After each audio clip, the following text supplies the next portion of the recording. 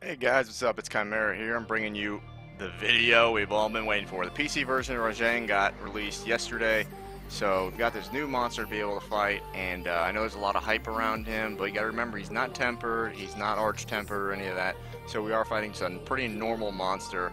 As you can see, he's very mobile. He reminds me of more like an Otogaron or an Arctic Cougar. He's always like jumping around and moving and doing types of very like square dance type of movements, and he does hit like a truck whenever he's enraged, and to get him out of enrage, obviously you hit his tail and stuff, and you can only get him in a pitfall trap. He will destroy shock traps whenever he's enraged, so make sure if you're trying to capture him and he's enraged and he's sleeping or whatever that you use the pitfall trap. And if he's not enraged, I believe you can use a shock or a pitfall, but when he's enraged and he's got the yellow all over him, his yellow fur, it's not advisable to use a shock trap because he'll just destroy it. And if you're doing the quest, the handler will say, "Oh no, he destroyed the shock trap." But Rajang's pretty easy. I don't even think that's how you say his name. I think it's Rajan or whatever, Rajang or whatever. But he's a fun monster to fight. He does a little move you got to watch out for. He jumps up in the air and he shoots down like that little laser thunder electricity shit. And then he has another move where he jumps up in the air and he does like a spinning cannonball into you. While he's enraged, he can harden his arms up and they can actually deflect your attacks. But if you get his, I believe it's 3-piece set bonus, none of your attacks can get deflected. Or if you use a Mind's Eye Jewel against him, none of your attacks will be deflected there either. So keep those two things in mind when you're fighting him.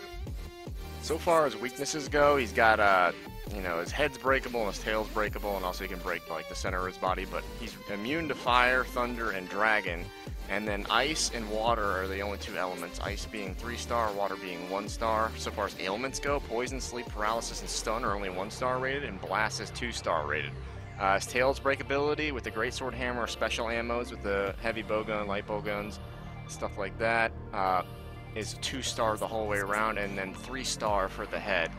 The breakability for the body is not shown on the physiology reach chart on the large monster field guide, but he does drop a few items, and it's very easy to get the whole entire set that he has. I think I've hunted him twice, and I've got 3 pieces plus the weapon from his actual outfit. So it's a pretty cool little build. I mean, he does have the highest damage weapons in the game thus far, so it's definitely worth hunting him and grabbing some of the weapons. The only thing is, most of them are thunder element, but they're very low on the elemental chart, so that actual base attack damage will be taking over for a lot more of the damage that you will be doing with the weapons and stuff you farm off him. Obviously, his gear has a lot of resistances against thunder. It also has the yellow, it's rarity 11, I believe. Let me check here for you on here. Rarity 11. Yep, and it has defense, base defense is 158 on every piece. And then the resistances are pretty much fire, only has 2 resistance, water 0, thunder 3, -5 for ice, and then 2 versus dragon. So they kind of reflect also his resistances as well. And that's for every single piece. You can't upgrade the gear, obviously, to get that stuff up, the defense number, and if you put some defense gems in, I think you get 7, you get plus 30 elemental resist, plus 10% defense bonus, and then obviously the plus 30 defense. I believe that's what it is. It might only be elemental resist plus 20, but they have some pretty good decorations, I guess, on there. You got a 4 socket for the helm and 1 socket with that as well, and then for the chest piece you got a 4 socket and then 2 1 sockets, and then you have a 4 socket and 3 socket for the gloves, and then you have a 4 socket and 3 socket for the the belt, I guess you could say, and then for the greaves you have a 4 socket and a 2 socket. Now that's for the beta, and that comes with weakness exploit 2 on the helmet, resentment 2 on the chest, gloves resentment 1, and then you have weakness exploit 1 on the belt, and then you have resentment plus 2 and attack boost plus 1 on the greaves or the legs. If you go for the alpha set, which I don't recommend doing because there aren't any sockets at all for the helmet, it has weakness exploit plus 2, and then handicraft plus 2, and then it has resentment plus 2 and speed sharpening plus 2 for the chest. So the helmet has weakness exploit plus 2, handicraft plus 2. Then the gloves have resentment +1 and handicraft +2, and then the belt has exploit +1 and handicraft +1 and resentment +2 and attack boost +2 for the leggings. It is a fairly decent set, especially for only a rarity level 11. So if you want to craft that, I do recommend getting it, but I would recommend getting the beta version. That way you can sock it around, you know, anything that's lacking on there. But anytime a gear has a weakness exploit on it, it's nice because that frees up your charm slot instead of using the exploiter, or your gem slots instead of using tenderizer gems for the two, you know, the level 2 gem slots that you have. You can put other things in there, say like charger or Führer or you know, focus, whatever you know, whatever you need to get. I think charger focus are the same thing, so don't mind that. But yeah, definitely a cool little fight, and we'll get into that right here in the video. You can check that out. As you can see, as we're fighting him, that's one of the moves you want to watch out for, especially when he's in rage. He shoots his big ass blast, his beam straight out of his mouth. It goes right across the map, and he can also jump in the air and do it. And then his other attack, as I mentioned earlier, jumps in the air and spins and hits you. He can also grapple you and kind of like carry you around and you know, just beat on you like, you know, like you're a pincushion or some shit, like we'd see like a gorilla do on one of those, you know, wild adventure videos where things happen wrong when people go on safaris and the gorilla grabs the lady and drags her across the ground. He is fairly easy to mount. The only thing is, as soon as you get on him, he's going to try to get you off, and he does a fast amount of stamina depletion very quickly on his first one, and then the other one, as you just saw, he'll try to reach behind and grab you and throw you off the back of him. But he's just like any other monster. You mount him, you knock him down and stuff. You want to save that for when he's in rage, though. How you unlock Rajang, or whatever, Rajang, is you do the quest to find the Kirin with the broken horn.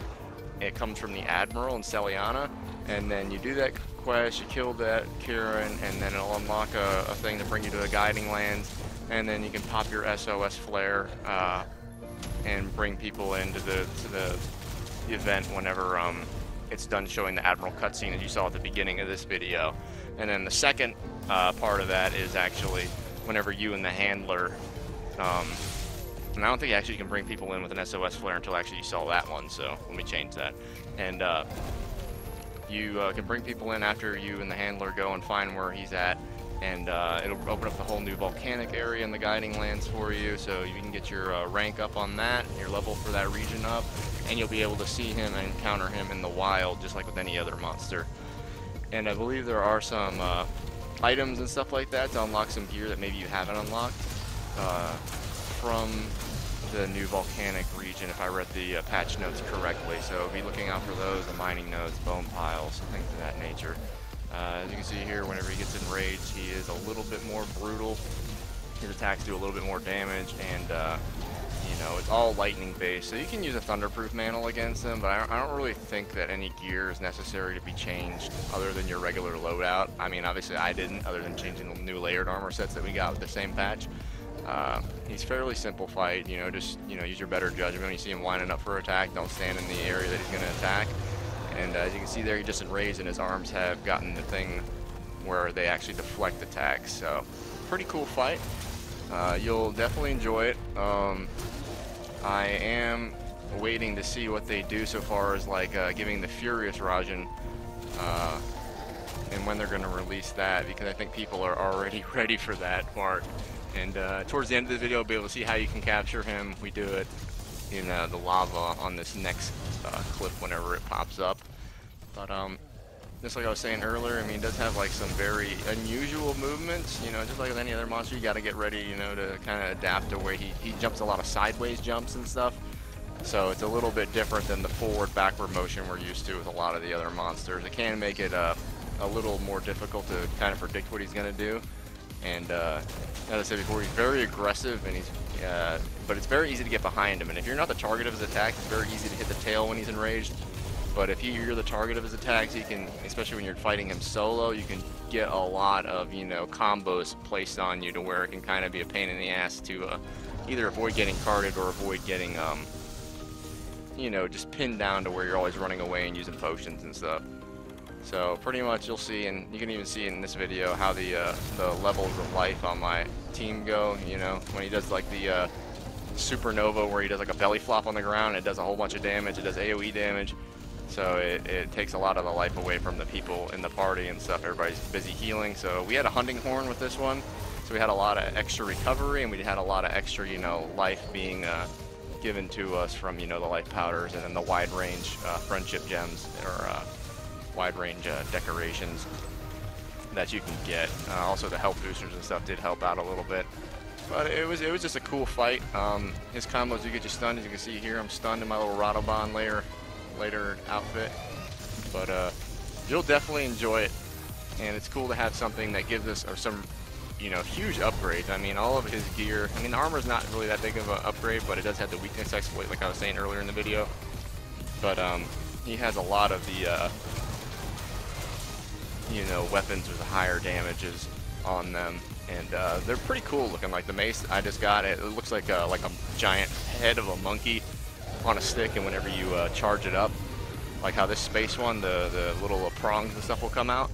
On that one, his head actually glows like the enraged version of him, with the yellow fur sticking out of it. So he's a fun fight, and just remember when you're fighting him, hit the tail when he's enraged and knock him out.